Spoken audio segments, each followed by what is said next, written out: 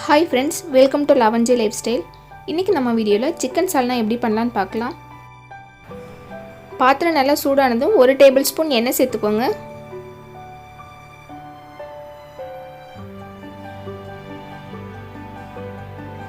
எண்ணெய் சூடானதும் அதோட ஒரு பிரிஞ்சி இலை, ஒரு துண்டு பட்டை, 2 கிராம்பு, 1/2 டீஸ்பூன் சீரகம், 1/2 டீஸ்பூன் சோம்பு, இது எல்லாமே சேர்த்து நல்லா மிக்ஸ் பண்ணி கொடுத்துக்கோங்க.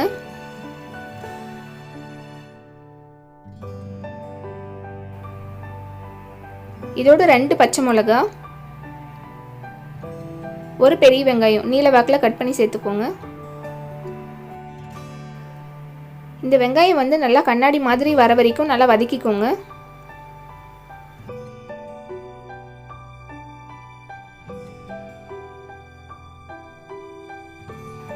வெங்காயம் நல்லா வதங்கி வந்ததும் இதோட 1 டீஸ்பூன் இஞ்சி பூண்டு பேஸ்ட் சேர்த்துக்கோங்க. இஞ்சி பூண்டோட பச்சை வாசனை போகிற வரைக்கும் நல்லா வதக்கி விட்டுக்கலாம்.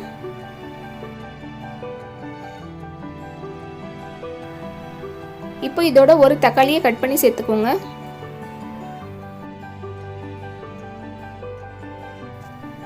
தக்காளி நல்லா சாஃப்டாக வர வரைக்கும் வதக்கிக்கோங்க. இப்போ இதோட நம்ம சேர்த்துருக்கிற வெங்காயம் தக்காளிக்கு தேவையான அளவு உப்பு சேர்த்துக்கலாம். அதோட 1/4 டீஸ்பூன் மஞ்சத்தூள்,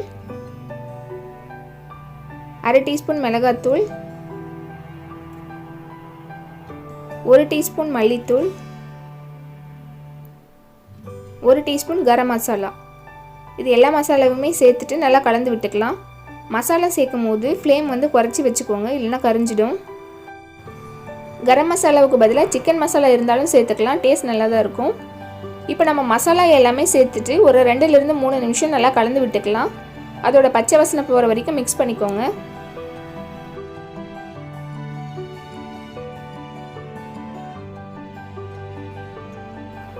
இப்போ இதோட 2 காம்பு கொத்தமல்லி, 2 காம்பு புதினாவை கட் பண்ணி சேர்த்துக்கலாம். புதினா சேர்க்கறதுனால சால்னாவோட டேஸ்ட் ரொம்பவே நல்லாயிருக்கும். இது எல்லாமே நல்லா ஒரு முறை கலந்து விட்டுக்கலாம்.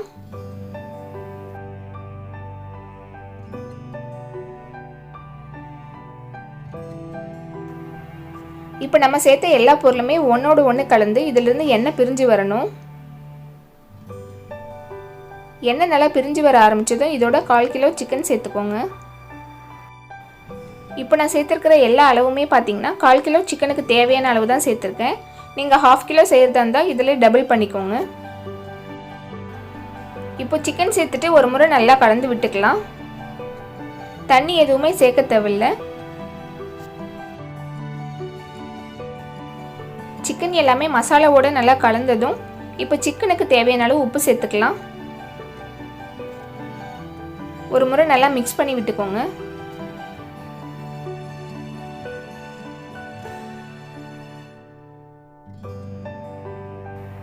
எல்லாமே நல்லா கலந்து முடிச்சதும் ஒரு மூடி போட்டு மீடியம் ஃப்ளேமில் சிக்கன் நல்லா வெந்து வர வரைக்கும் குக் பண்ணி எடுத்துக்கலாம்.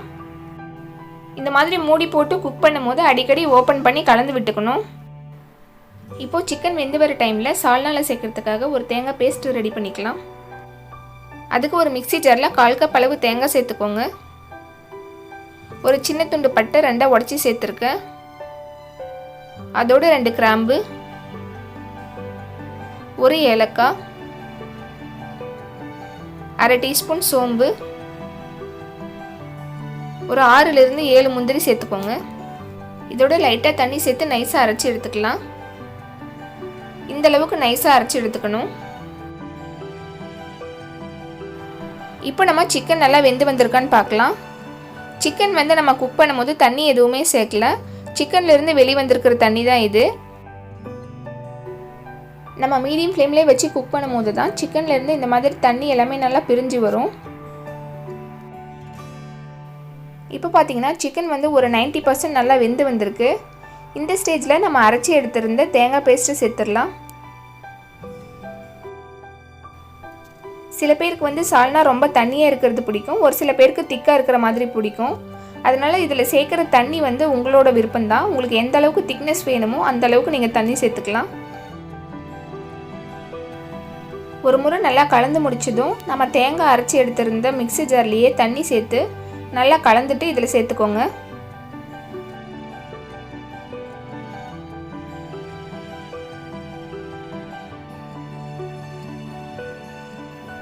திரும்பவும் உங்களுக்கு தண்ணி தேவைப்படுதுன்னா உங்களுக்கு தேவையான அளவு தண்ணி சேர்த்துக்கோங்க.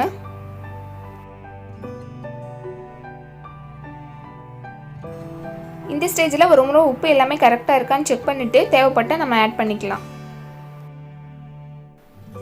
சால்னாக்கு தேவையான எல்லா பொருளுமே சேர்த்தாச்சு. இப்போ இது ஒரு மூடி போட்டு சால்னா நல்லா கொதிச்சு வர வரைக்கும் குக் பண்ணி எடுத்துக்கலாம். இப்போ பாருங்கள், சால்னாவும் நல்லா கொதிச்சு வர ஆரம்பிச்சிருக்கு. கொஞ்சம் திக்காகவும் இருக்குது. இந்த ஸ்டேஜில் கொத்தமல்லி இலை சேர்த்துக்கலாம்.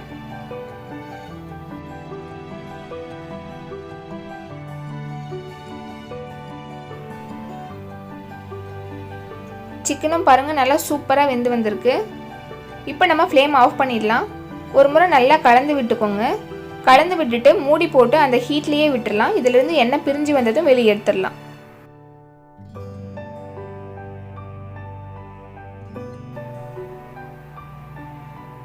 இப்போ பாருங்கள், எண்ணெய் எல்லாமே நல்லா பிரிஞ்சு வந்திருக்கு. நம்ம சூப்பரான சிக்கன் சால்னா ரெடி ஆயாச்சு. கண்டிப்பாக நீங்களும் இந்த ரெசிபியை ட்ரை பண்ணி பாருங்கள். இந்த வீடியோ உங்களுக்கு பிடிச்சிருந்தா லைக் பண்ணுங்கள், ஷேர் பண்ணுங்கள். மறக்காமல் நம்ம சேனலுக்கு சப்ஸ்கிரைப் பண்ணுங்கள். அப்படியே பக்கத்தில் இருக்கிற பெல் பட்டனையும் ப்ரெஸ் பண்ணிக்கோங்க. அப்போ தான் நம்ம சேனலில் போடுற வீடியோஸ் உடனே உங்களுக்கு நோட்டிஃபிகேஷனில் வரும். தேங்க்யூ.